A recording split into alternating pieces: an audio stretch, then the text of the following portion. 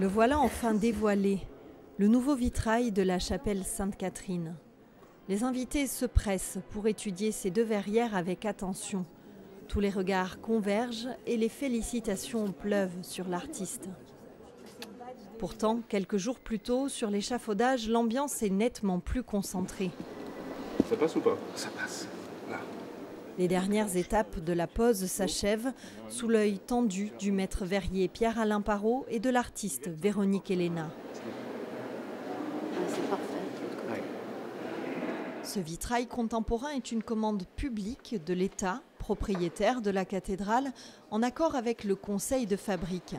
Une commande pour le millénaire des fondations et avec une contrainte de taille, ce vitrail devait s'inscrire dans la chapelle Sainte-Catherine, déjà ornée de vitraux du XIVe siècle.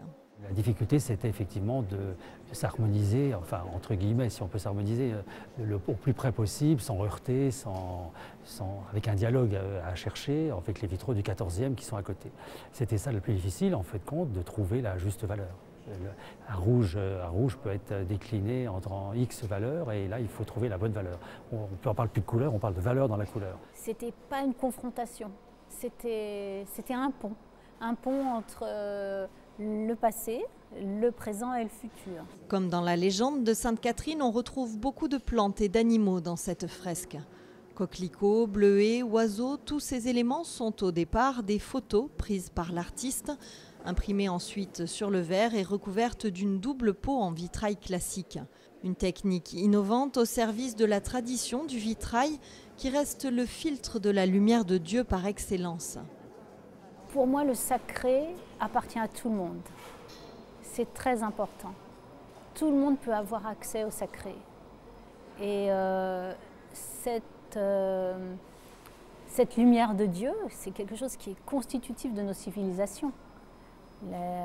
Et j'ai toujours pris en compte cette dimension-là dans mon travail, toujours. Ce vitrail, c'est aussi et surtout cet immense visage de Jésus qui occupe la moitié de la verrière. Inspiré du Christ bénissant, peint au XVe siècle par Hans Memling, le Christ de Véronique Elena a donné lieu à une longue réflexion.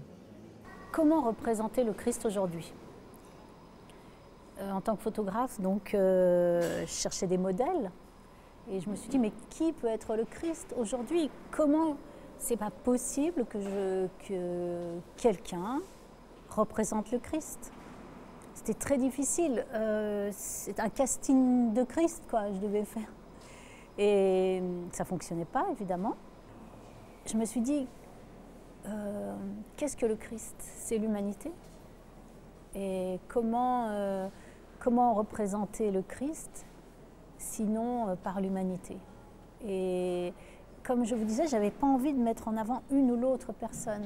J'avais envie de réunir, c'était vraiment rassembler des personnes de tous milieux, de tous horizons, des personnes qui peuvent être, qui ne sont pas forcément croyantes, des personnes qui sont très croyantes. Et j'avais envie, à l'image de la société, de rassembler ces gens pour toujours sur le vitrail.